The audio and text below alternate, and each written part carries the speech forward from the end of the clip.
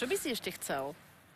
Ja by som sa chcel naučiť hrať na nejaký hudobný nástroj, nie že by som mal ambíciu stať sa To si mi hovoril už pred rokom. virtuózom, áno. A stále tá Nepodarilo sa ambícia ti to? pretrváva. Ktorý? Na gitare Na si gitaru hovoril. chcem najskôr, lebo to sa dá aj so sebou akože preniesť z jednej izby do druhej, na rozdiel od klavíra. Takže neskúsil si to ani? No, gitaru už mám, už viem Kohotíka Jarabého, to hovorím už pol roka práve. Adelín otec rád hrá, A môžete naučiť. stále hľadám učiteľa, lebo mne sa chce, ja by som si rád akože začal vybrnkávať niekedy, tak keď bude menej roboty, skladby, ktoré sa mne páčia, a učiť sa takýmto spôsobom, lebo mne to príde. Však sa do akékoľvek zúšky prihlás. A ja chcem súkromne. No veď, Ako tak, že by som, Zvolne, že by súkromné som hodiny. kde tade chodil tak potom nejakému Adelda na kamarátovi, klavíri, alebo- lebo vraj slušne hráš na klavíri. Už mám jeden typ na učiteľa, to už je teda druhý, ale myslím si, že tento už využijem. Máme pred sebou ešte pár minút, zostaňte s nami na streche. Pred chvíľou ste sa dozvedeli, že keď Boh dá, Spica bude raz gitarista, lebo Kohútika Jarabého už pol roka odpaľuje jedna radosť. A Adela možno raz bude tanečnica.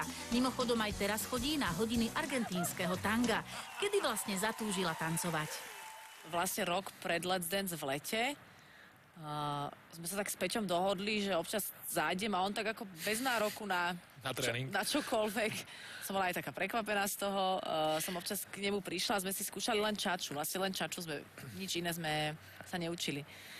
A to bol môj jediný kontakt s tancom. Asi sme teda chceli spolu tráviť čas, alebo To čo? som sa ťa chcela práve opýtať, že či už to vtedy nebolo tak, že či to nebola taká zámienka, No, že z mojej strany že aký je zlatý absolútne nie ten a modelský.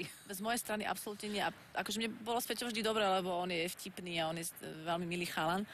Ale z jeho strany tiež neviem, či sa dozviem niekedy pravdu, ako to vlastne bolo.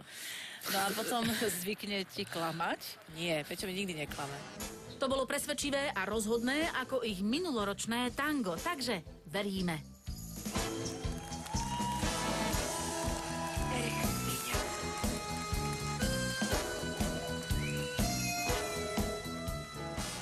Povedzte mi ešte, ako prežívate veľkonočné sviatky, tieto nádherné Chodíš sviatky šíbať, jary. nie? V tom rúžovom saku? Áno, ja si dám rúžové sako, modrú kravatu, Ty máš cyklamenové, nie rúžové. lakovky a zigelitko a fľašou tvrdého, chodím po Petržalke a švácam to hlava, nehlava. Toľko pico. Ja napečiem teda a dám si takú... Vianočku si dáš na hlavu. Ale počúvaj, Barančeka. my sme boli u vás, vy máte teda u tvojich rodičov a máte tam tú saunu a takú kaňu s vodou. Nehovor mi, že ťa do nej niekto niekedy Nie, neponoril. môj otec ako občas naozaj neodhadne pár vecí, ale v tomto zmysle je veľmi decentný. A my sme preváha žien doma, teda keď je aj sestra doma, aj mama, a my sa všetky tak na neho pozeráme, že Počkaj, ale Sa to musíš uvedom. poviem to po anglicky, konkretizovať. že hello. Čo tvoj otec neodhadne? On sa niekedy vyjadrí na moju adresu a potom ja musím odpovedať novinárom na otázky, či sa idem vydávať a podobné záležitosti. A už mám jednoducho pocit, že zo všadiaľ trčí, ako ja chcem strašne sa vydávať a rodiť, pričom sa to skôr múti bez môjho zapričinenia, táto voda.